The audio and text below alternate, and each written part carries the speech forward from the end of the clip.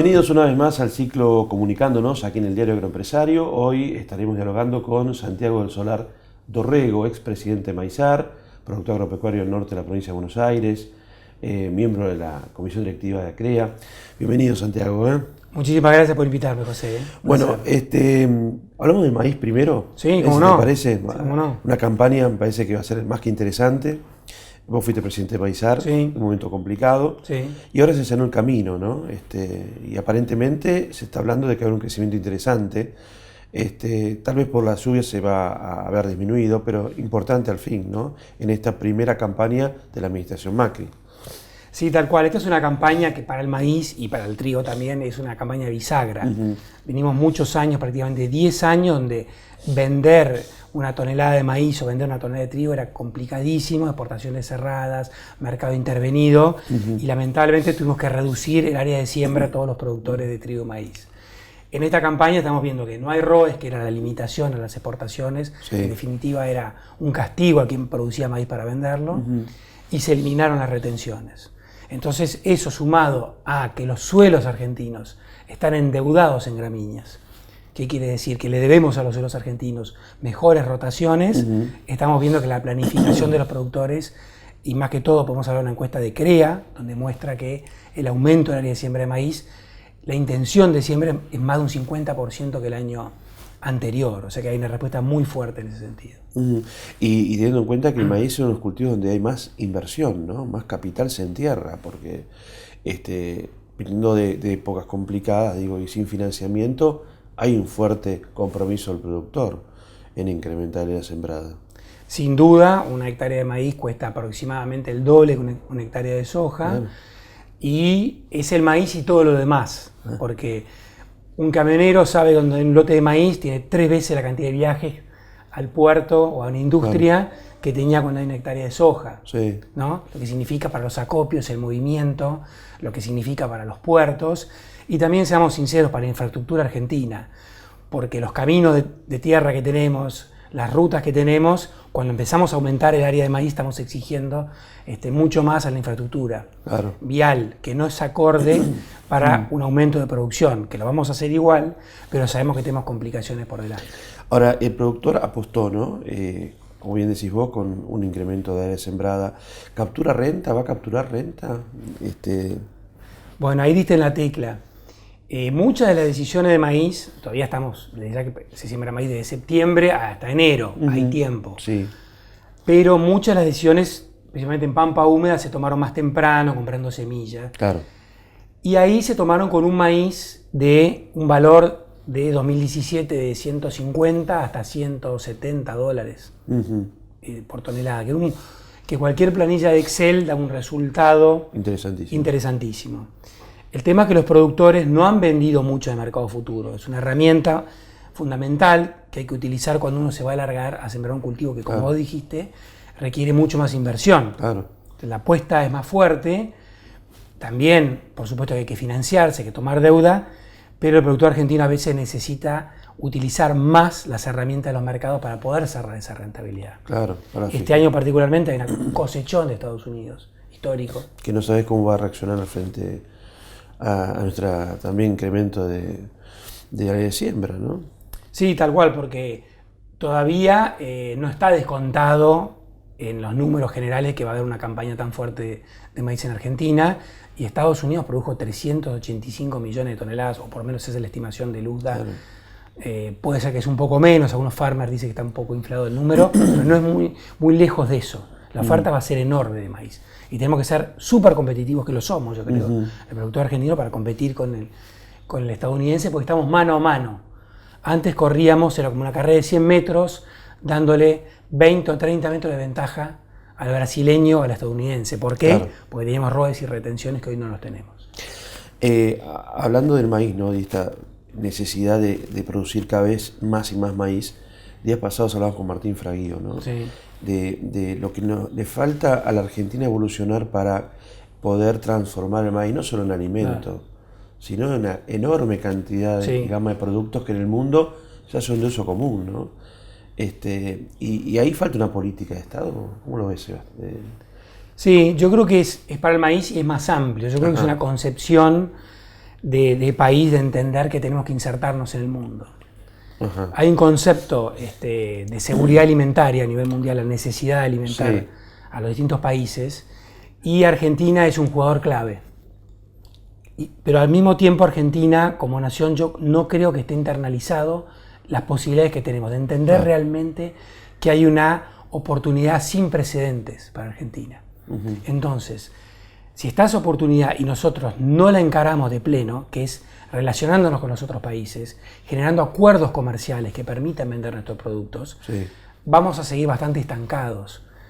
Los aranceles en otros países que tenemos son enormes comparados con Estados Unidos, por ejemplo, que es un competidor en maíz, o Australia competidor en carne, o Nueva Zelanda competidor en leche, por dar 3 ejemplos. O Chile competidor en pollo y cerdo, cuando no tienen ni soja ni son autosuficientes de maíz.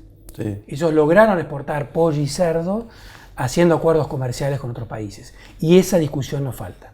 Ajá. Ahora, ¿vos crees que eso es responsabilidad solamente del gobierno o también hay una responsabilidad de los actores primarios de este negocio? Diste en la tecla. Es un concepto que tenemos de país por ahí de economía cerrada, que lo manejamos mucho tiempo y cuesta mucho salir de eso. Y hay intereses desde ya que hay muchos sectores que consideran que la economía está cerrada les conviene a ellos. Ahora, si mirás la película completa de lo que significa cerrarnos al mundo, evidentemente estamos perdiendo muchas oportunidades para desarrollarnos, de generación de empleo. Las economías abiertas tienen menor tasa de desempleo que Argentina. O cualquiera que te compares, Australia, Nueva Zelanda, mismo México. Ahora, ese proceso merece políticas claras, y merece políticas de Estado que sigan gobierno tras gobierno. Porque si no, no hay credibilidad en los actores, en los que van a invertir, en la transformación misma, ¿no? Sí, es tal cual. Si Argentina tiene un norte de entender que vamos a hacer muchas cosas, Argentina da para hacer infinidad de cosas, servicios, industria, muchas cosas. No hay nada para descartar, siempre que seamos competitivos. Pero a su vez está el tema de la alimentación. Nosotros somos productores de alimentos y si somos un supermercado que siempre está abierto vendiendo, es una cosa. Nosotros pensemos que era en el supermercado que cuando había problemas, tocaban la puerta y decimos, acá está cerrado. ¿Qué quiero decir con esto? Cuando estuvo la primavera árabe, en 2011, uno de los problemas de la primavera árabe, como miles, pero era la falta de trigo. Lo que había subido el precio del trigo. En Egipto fue realmente importantísimo. En Egipto son los principales exportadores de trigo. Argentina cerró las exportaciones. Cuando cerramos las exportaciones, obviamente que aprovechó Francia, ¿no?, para exportar trigo y ser el supermercado que estaba abierto. Nosotros, al no ser confiables y abrir y cerrar la exportación de nuestras producciones, lo que generamos es que no nos vean como un país en el cual pueden confiar a la hora de que falta alimentos.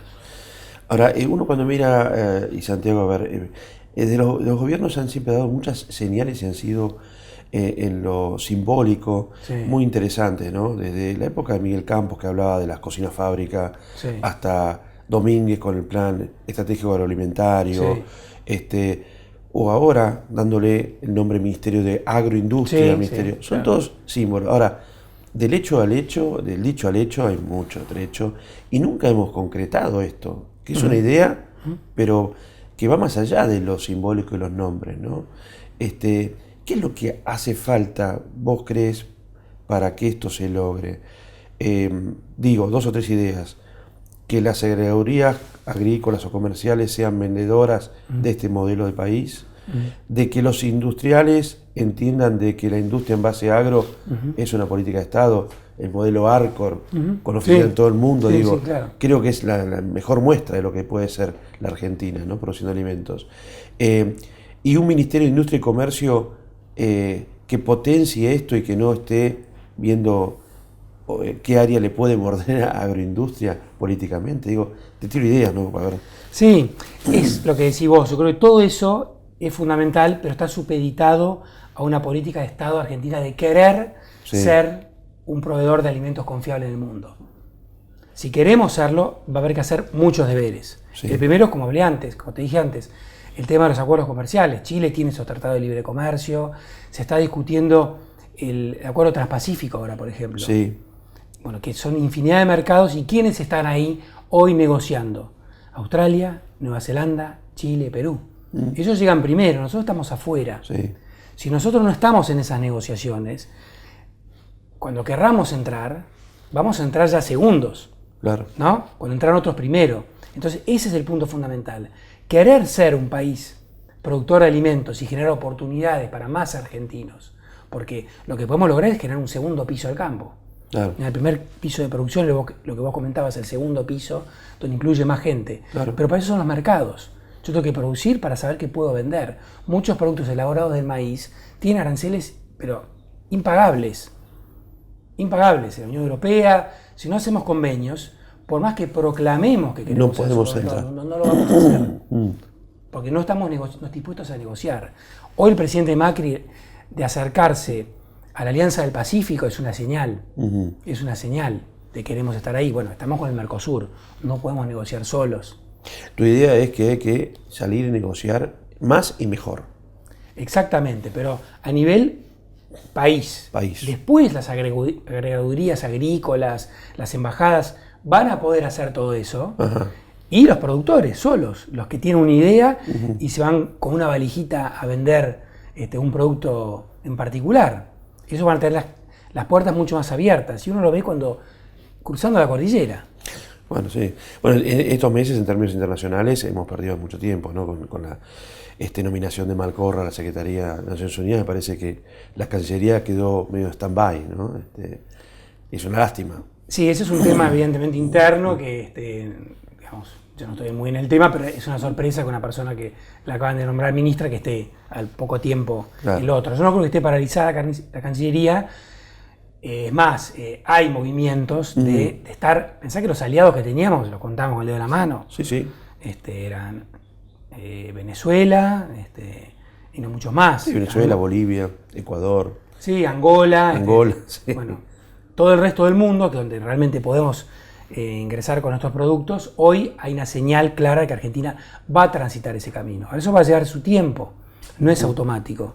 Porque también hay que negociar todo esto. Nadie puede abrir la economía de un día para el otro graciosamente, sin haber un proceso gradual de negociación y de explicar las reglas claras a lo que están produciendo distintas cosas en Argentina. A eso iba. Vos estuviste en China en un par de oportunidades, ¿no? No, en China no. ¿En China no estuviste? No, estuve, no. Porque ahora fue el ministro Bursaile acompañándolo al presidente al G20. Sí. Y de muchos sectores, de sectores agropecuarios, hay cierto resquemor a la inversión china en la Argentina, a pesar de que ya han avanzado y comprado muchas empresas. Y en este acuerdo que se está generando con China, hay temores. Sí. ¿Cómo lo ven desde ACREA? ¿Cómo lo ves vos particularmente, Santiago? Sí, yo no veo solamente un solo país. China hoy no es una economía de mercado. Primero hay que tener en cuenta que no está bajo esos parámetros. Entonces es distinto. Correcto. Y China es China, y China tiene el volumen que tiene, Sí. y no nos podemos asustar porque compra empresas. Es lo lógico que lo haga. Sí. Eso va a suceder. Pero evidentemente hay que negociar. Y negociar mano a mano es una cosa, y otra cosa es negociar con un acuerdo mucho más amplio con otros países, con China. Sí. Es distinto. Nosotros geopolíticamente el peso que tenemos es determinado, con el Mercosur es otro peso, y si con el Mercosur logramos hacer acuerdos con otros países, podemos negociar un poco mejor con China. Claro. Pero evidentemente decir que China no existe, No. disparate. China está, Sin duda. y va a querer hacer negocios, y hay que saber negociar con ellos, pero tener en cuenta que hoy por hoy no es una economía de mercado. Sí, estuviste en Roma, en la FAO. Sí. Y creo que son los primeros, ¿no? Productores agropecuarios, sí, de entidad. Sí, es posible, sí. Tuve varias oportunidades. Una por ahí, no sé, la que recordará fue hace 2 años, el Comité de Seguridad Alimentaria, el Día de Alimentación, que realmente fue un honor haber estado ahí. Estaba el comisario agrícola europeo en el panel, estaba la reina máxima de los Países Bajos. Sí. Había una persona representando a la Asociación de Civiles de todo el mundo, y estaba yo explicando cómo era el método CREA y cómo era la Argentina, las posibilidades que teníamos de producir con un modelo que tenemos que está reconocido en el mundo. Por ahí no somos conscientes, hasta que llegás allá, de la importancia que tiene el modelo agrícola argentino, lo que hemos hecho. Claro. Principalmente en la década del 90, porque después nos fuimos estancando un poco, ¿no? ¿No es reconocido o sí es reconocido? Sí, afuera es muy reconocido. Muy reconocido. ¿Y es conocido? Los que están en el tema sí, inmediatamente, y te preguntan, ¿cuál es el secreto de los productores argentinos? Y yo les contestaba ahí, el secreto mejor guardado es que no hay secretos entre los productores. Claro. O sea, el método CREA, por ejemplo, es compartir información. Y eso es una ventaja enorme que tenemos, y la capacidad de adoptar tecnología. Los productores del mundo, también estuve en África, en varios países donde por ahí cuesta mucho más algo nuevo que llegue. El perfil del productor argentino tiene una capacidad de incorporar tecnología igual o mayor en algunos casos, que Estados Unidos, por ejemplo, el productor norteamericano, que es el de punta. Lo que pasa es que el siglo XXI, para la agricultura argentina, para mí ni siquiera comenzó. ¿Por qué? El siglo XXI nos agarró con la peor crisis económica cuando arrancó, en 2001, 2002, 2003. Sí. Cuando empezó la recuperación en 2004, 2005, ya empezaron todas las trabas al agro, que en 2008 fue tremendo. Y en realidad, ahí perdimos bastante el tren. Claro. O sea, ese impulso que teníamos lo fuimos perdiendo. O sea, el siglo XXI no empezó para la agricultura argentina todavía. Hay un montón de cosas que están en la gatera empezando a salir a partir de este cambio que hubo en diciembre pasado. El modelo de producción agrícola en Argentina comparado a Estados Unidos, al de Australia y Nueva Zelanda, ¿tiene debilidades a tu juicio, Santiago? Sí, por supuesto que las tiene, sí. Una es, bueno, veo la historia que tenemos nosotros de controles de precios, controles de producción, todo eso que vos nombrás, en Nueva Zelanda no existe más, lo tuvieron hasta la década del 80, en Australia tampoco, y una vocación exportadora, porque pensemos que nosotros producimos muchísimo más de lo que consumimos, 10 veces más, y puede ser 12, 13, 14. O sea, está claro que tenemos que pensar en exportar, es clarísimo. Y no tenemos una idea exportadora, eso es uno de los temas. Después realmente tenemos instituciones como el INTA, como que hay otra infraestructura del agro, que no es la infraestructura habitual que nosotros miramos, que son los puentes, los caminos, sino los mercados a futuro, por ejemplo, que son de 1916, las bolsas de cereales, los mercados institucionales, los grupos CREA. Toda esa infraestructura nos da una ventaja superior a los otros países. Pero evidentemente cuando tenemos políticas que fueron en contra de eso, que las hemos tenido, de un año para el otro conseguir ese cambio de optimismo y mentalidad no es tan fácil que se dé de un momento para el otro. Claro. Y otra, yo no sé si es una debilidad o una fortaleza, vos me dirás, pero el productor argentino no quiere ni subsidios ni ayuda del Estado, cuando en otras partes del mundo los reciben con las manos abiertas. ¿Cómo lo ves eso? Porque a nivel mundial, y vos estuviste en Naciones Unidas, hay ahí una diferenciación, ¿no? Enorme. Es una diferencia enorme. Evidentemente los países que subsidian al agro no están compitiendo de una manera desleal. El Farm Bill, lo primero que ven los productores es cada año a ver cuánto van a recibir. Sí, pero el grueso del Farm Bill es increíble, pero son el programa de alimentación, Food Stamps, que ahí es algo muy interesante para ver. En Estados Unidos hay más de 40, creo que son 44 millones de personas que reciben ayuda alimentaria. Eso está en el Farm Bill.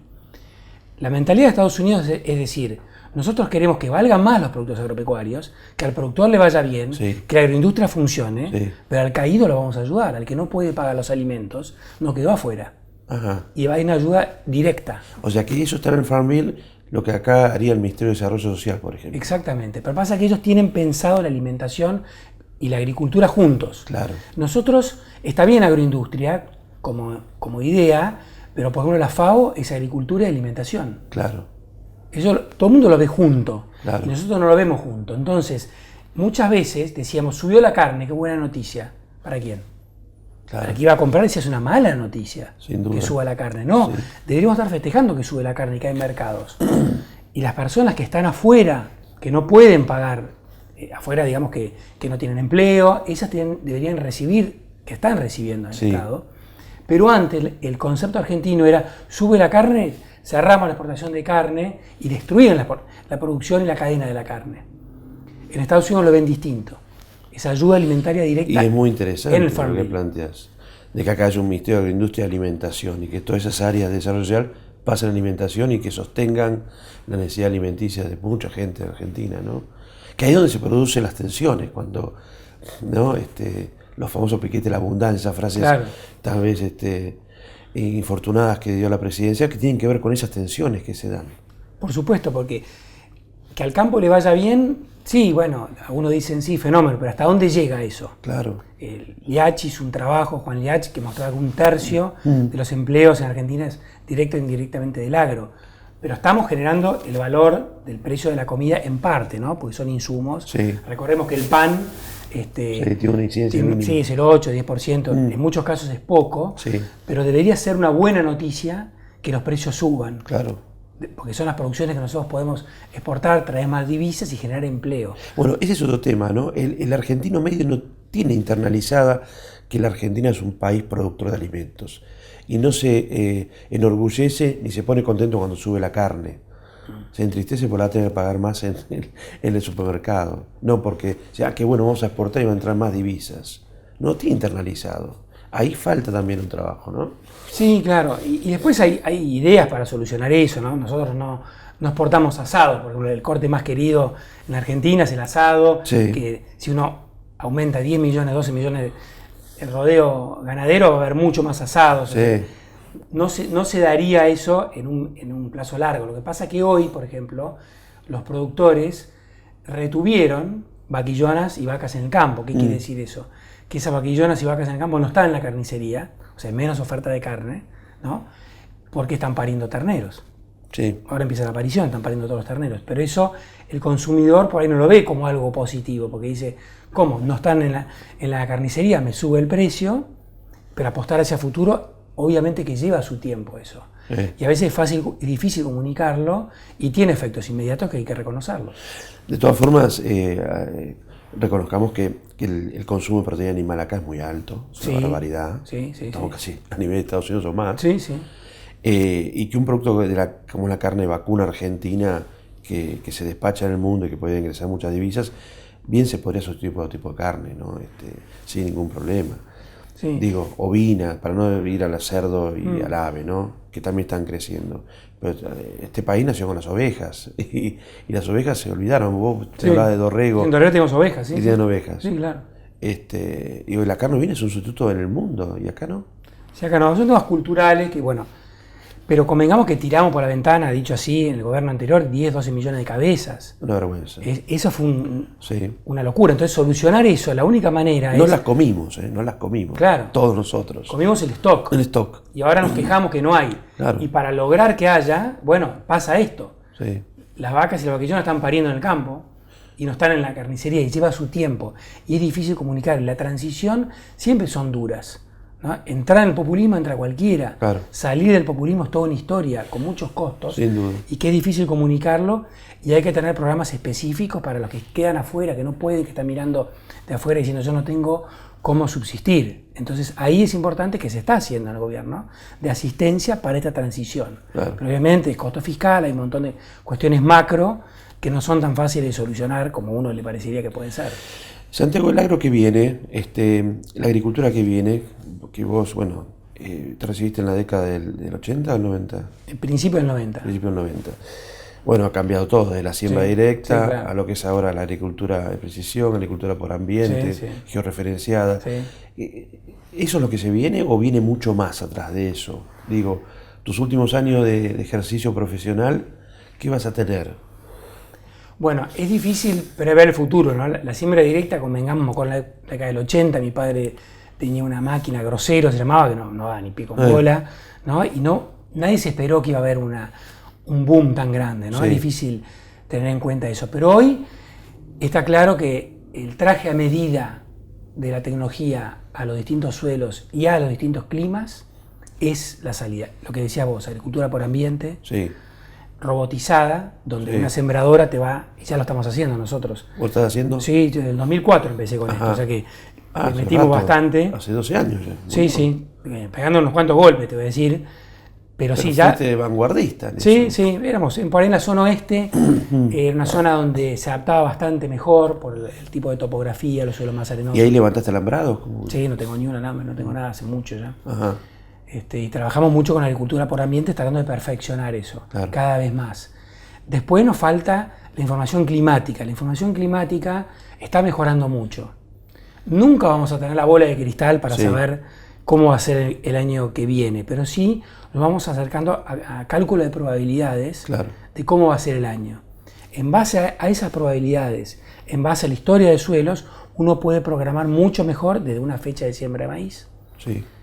Cuánto más voy a sembrar maíz tardío que maíz temprano, densidades de siembra, rotaciones, cuánto más o menos girasol voy a hacer en la zona oeste debido al clima, y eso nos va a llevar tiempo, por supuesto, pero la información climática está mejorando muchísimo. Y eso mezclado con la información que tenemos del campo, juntos puede bajar muchísimo el riesgo de una actividad de altísimo riesgo que la agricultura. Ahora, ese macheo de información que vos haces con una lectura anticipatoria de lo que va a pasar, no es común en nuestros productores agropecuarios, ¿no? Digamos, muchos dicen, bueno, voy a sembrar esto porque viene por acá la cosa, tantean, hacen el dedito, ¿no? Sí, sí. Digo, falta trabajar en eso, en profesionalizar al productor. Sí, es cierto. El productor, lo que pasa es que está preocupado en muchas cosas que no debió haber estado preocupado antes. Claro. Se perdió mucho tiempo. Hablas con un farmer norteamericano y tiene la agenda en la tecnología, en cómo producir, pero no estaba pensando que se le estaba pudriendo el trigo cuando no lo podía vender, como pasaba acá. Claro. Hay mucho del productor que tuvo que hacer cuestiones de supervivencia, que no debería estar pensando en eso, o ir al corralón municipal y decir, ¿cuándo vienen a pasar la Champions que no puedo cargar? Claro. Todas esas cosas, el productor no solo pierde tiempo, sino que no puede enfocarse en otras cosas de capacitación. Yo creo que el siglo XXI, como te decía antes, no empezó para la agricultura todavía Argentina, y sí va a empezar a partir de ahora, sí que podemos dedicarnos a lo que tenemos que hacer. No es tan fácil estar de vanguardia con un montón de cosas cuando estás preocupado de cosas que deberían estar solucionadas per se por la política, por las instituciones gremiales, y no por un productor yendo desesperado a pedir que le ponga una alcantarilla porque no puede salir con un camión. ¿El productor agropecuario es agroempresario? Bueno, me das pie para el Congreso CREA. El Congreso CREA que tenemos 21, 22, 23 de septiembre, se llama la reevolución de la empresa. ¿No? Lo que estamos viendo nosotros, que es cierto lo que decís vos, que tenemos que mejorar mucho como empresarios en Argentina. Si uno hace una encuesta, cómo nos ven a los empresarios, la opinión pública, no es muy buena. Cómo ven un emprendedor ya es otra cosa. Es otra cosa, sí. ¿Por qué es eso? ¿Por qué? Lo pensamos mucho. El emprendedor es lo nuevo, es cierto. Sí. Y las personas ven esta persona joven, que está con este nuevo emprendimiento, no tiene los vicios del pasado. El empresario argentino tiene una deuda con Argentina. La falta de transparencia es una de las cosas. La relación del empresario con lo público, lo privado. De eso mucho vamos a hablar en el Congreso CREA. Y la revolución es dar vuelta, hacer algo distinto. Y el empresario argentino en general tiene que darse cuenta que si nosotros no cambiamos, evidentemente no vamos a poder cambiar la situación de Argentina. Y hay que entender que si no lo hacemos nosotros, ¿quién lo va a hacer? Claro. Y por otro lado, sobrevivió un empresario acostumbrado a nadar en ciertas aguas. O sea, la supervivencia de muchos empresarios ha sido los que aprendieron a hacer muchas cosas, y no me hablo del agro particularmente, sino en otras industrias, de funcionar con un gobierno con determinadas características. Claro. Que no deberían existir más esas características. Claro. Hay que hacer otro congreso para la revolución de los funcionarios públicos. Sí, bueno, tal cual, pero también tenemos que presentarnos nosotros diciendo nosotros queremos este cambio. Queremos este cambio. Lo otro no funciona más. Sí. Falta de transparencia en las empresas, no funciona más. No podemos ser profesionales, no tienen una empresa transparente. Clarísimo. 21, 22 y 23 de septiembre. Sí, en la rural. En la rural capital. Sí. Bueno, gracias Santiago, un placer. Bueno, un placer, muchas gracias por invitarme. Santiago del Solar Dorrego, aquí en el ciclo Comunicándonos en el Diario Agroempresario.